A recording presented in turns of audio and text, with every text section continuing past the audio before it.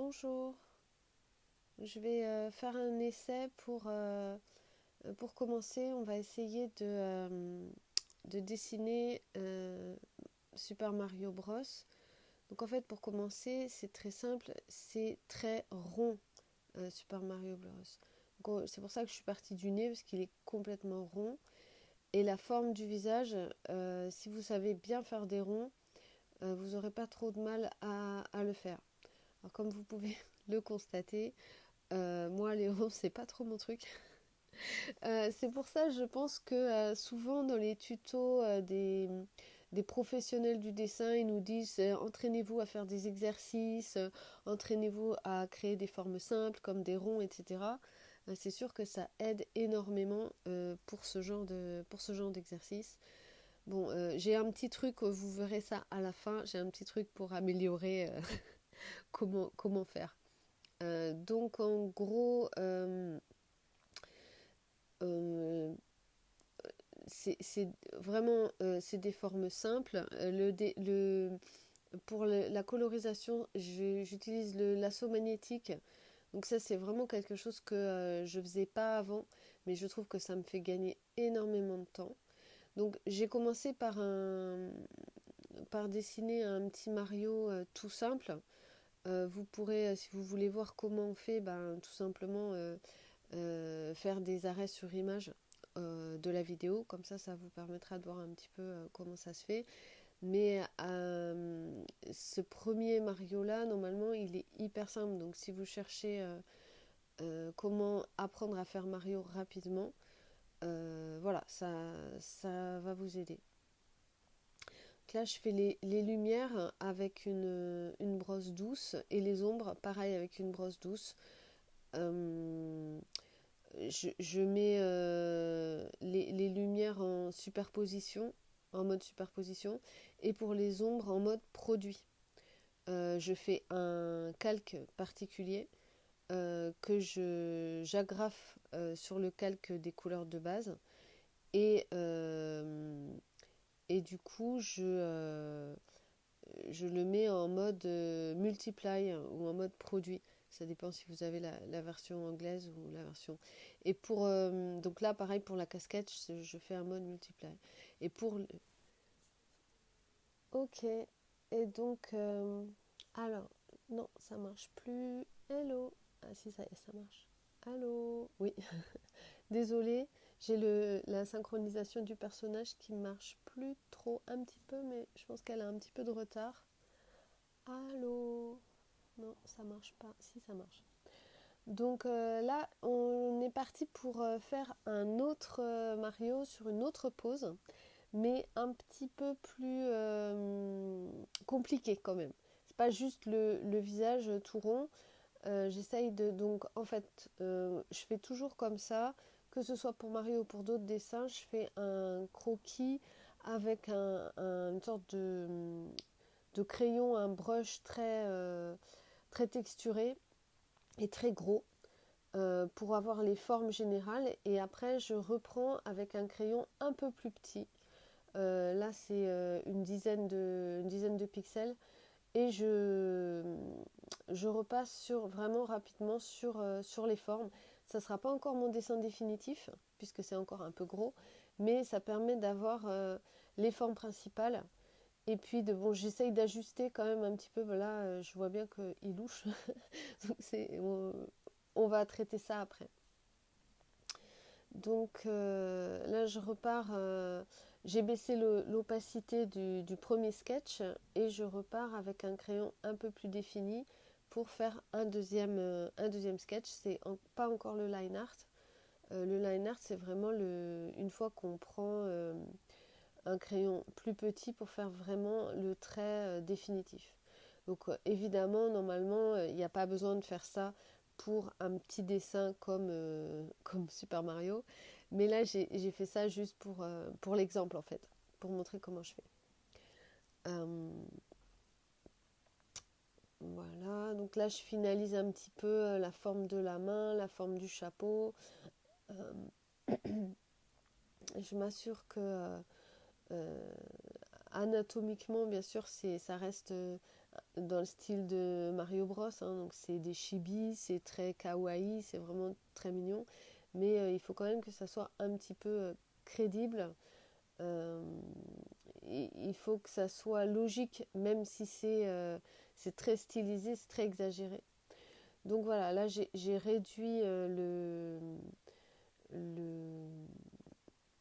j'ai réduit l'opacité et je repasse et cette fois j'essaye de le faire bien. Normalement, j'ai pratiquement plus rien à changer, mais c'est encore avec un gros. Ok, donc bah, ça a planté, donc j'espère que ça reprend à peu près au bon endroit. Donc là, voilà, on finalise le line art avec. Maintenant, il n'y a plus d'hésitation. C'est comme ça que je fais, parce que souvent, un des gros problèmes qu'ont les dessinateurs, surtout les dessinateurs débutants comme moi, c'est de savoir, c'est à chaque fois, quand on dessine, il y a des choix à faire. Où est-ce que je mets ma ligne? Est-ce que c'est plus rond, moins rond? Est-ce que c'est plus haut, moins haut? Donc là, en faisant différents brouillons au fur et à mesure, je finis par avoir voilà, une ligne qui est plutôt propre. Donc là, je finalise les derniers détails et puis on va passer à la couleur. Donc pareil, j'utilise l'outil lasso magnétique sous Photoshop parce que c'est vraiment, ça fait gagner du temps. Avant, là je n'aime pas la couleur, voilà, je change la couleur. Avant, je peignais, voilà, je le fais encore hein, de dessiner directement avec le pinceau, le brush, mais plutôt pour corriger des erreurs et pas pour faire les grands aplats, ce que les dessinateurs dans les tutos ils appellent les flats, les grands aplats de couleurs. Ça, je les fais quand même plutôt avec l'outil lasso magnétique. Si ça vous intéresse que je vous montre comment je fais le coloring, dites-moi hein, surtout. Pour les couleurs de Mario, en fait c'est pas des couleurs très très vives finalement. Donc c'est des couleurs qui sont le rouge, c'est pas du rouge hyper vif. Donc il est un petit peu au milieu de palette, il n'est pas trop foncé non plus. Mais voilà, vous voyez où je choisis mon rouge, où je choisis mes ombrages. Vous pouvez le voir en haut là sur euh, les petites roues des couleurs, enfin la grille des couleurs. Euh, donc c'est pas hyper vibrant les couleurs de Mario. Donc il faut respecter ça parce que ça fait partie de sa signature graphique en fait. Et il faut faire quelques ombrages très dessinés, mais pas trop nuancés quoi. Donc le seul où j'ai fait des ombrages un peu doux, c'est sur le nez, parce qu'il a quand même un gros nez qui est un peu comme une bulle, et il faut donner cette idée de relief. Mais pour tout le reste, j'ai fait des aplats vraiment d'une couleur plus foncée, où j'ai juste mis un calque, un calque d'écrêtage en mode multiply, comme j'ai déjà expliqué, pour faire les ombres. Et j'ai fait les ombres au crayon dur, en fait, pas au crayon doux. La seule ombre douce que j'ai faite sur ce dessin, c'est celle du nez. Voilà.